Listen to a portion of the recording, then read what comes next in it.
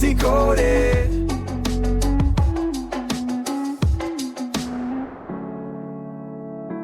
Welcome to this Book Decoded podcast episode. We love cracking open books that can really shift how you look at things. Absolutely. And today, it's Brian Cafarella's Math Anxiety, How to Beat It. Such a needed book.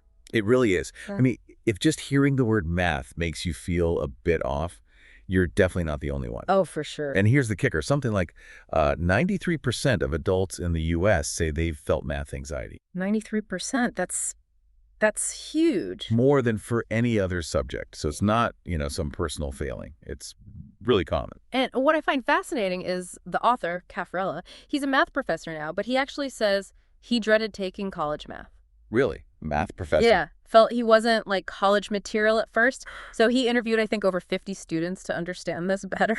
Wow. And his whole goal with the book is to give you real tools, techniques, options, ways to beat that uncertainty about college math.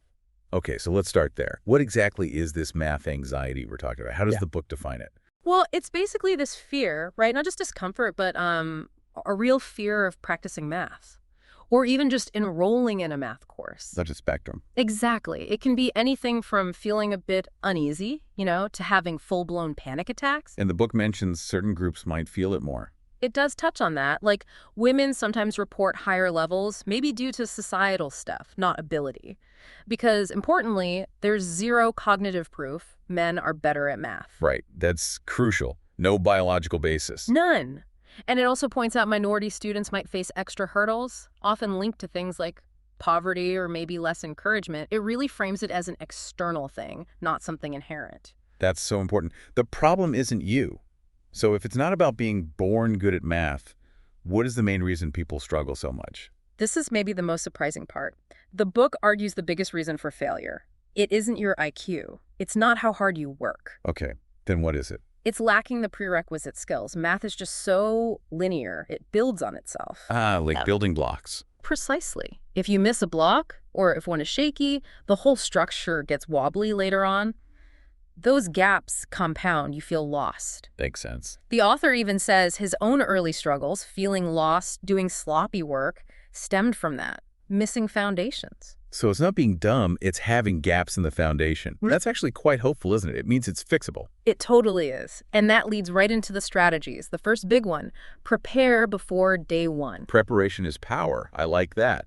How? Find out what topics you'll need for the course before it starts. Maybe contact the professor or the tutoring center.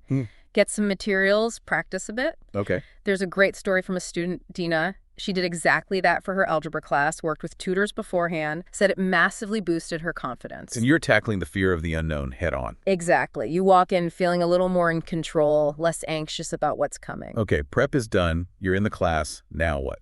The book talks about learning styles, right? Yes. Knowing how you learn best. This is huge. Are you auditory? Visual. Kinesthetic, hands-on. Right. And then matching that to how the course is taught. Today, there are so many options. Traditional lectures. Good for auditory, visual maybe? Yeah. Then there are Emporium models, self-paced, lots of practice, great for kinesthetic learners. Online courses offer flexibility. Lots of visuals there, videos too. Right. And virtual learning, kind of a mix. The point is you have choices. Finding that alignment between your style and the course modality, that can be the key. Aligning how you learn with how it's taught. Makes perfect sense.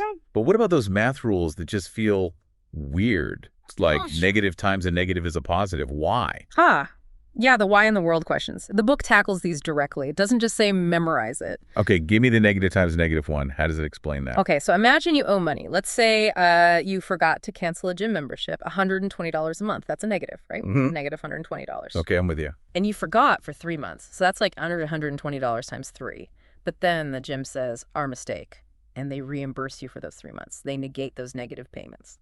So they take away the debt. Exactly. Taking away managed $120 3 times means you actually get $360 back. So netted $120 times netted 3 months equals plus $360. Oh, wow. Okay, that actually makes sense. It's not just some arbitrary rule. Right. And it covers others too, like multiplying by 0, dividing by 0. It demystifies it. Understanding the why is powerful. And that understanding isn't just for class. It's for, well, real life, right? Especially money stuff. Yeah. The book talks about DTI. Debt to income ratio. Super practical, even if you're not in a STEM field. How does that work? So say you earn, I don't know, $5,800 a month, and your fixed monthly debts, rent, loans are $2,000. Lenders, like for a car loan, often want your DTI below 36%. Good. Wow. Doing that quick math tells you your total debts shouldn't exceed about $2,100. Since you're already at $2,000, you only have room for maybe a $100 car payment. Wow. That's sobering. Yeah. But really useful. It's not abstract. It dictates big life choices. Exactly. It's the language of financial decisions. Knowing it gives you power instead of just, guessing or hoping. Okay, so we have prep, learning styles, understanding the why, real-world use. But beating the anxiety itself, it's not instant, is it? No, definitely not. The book is clear.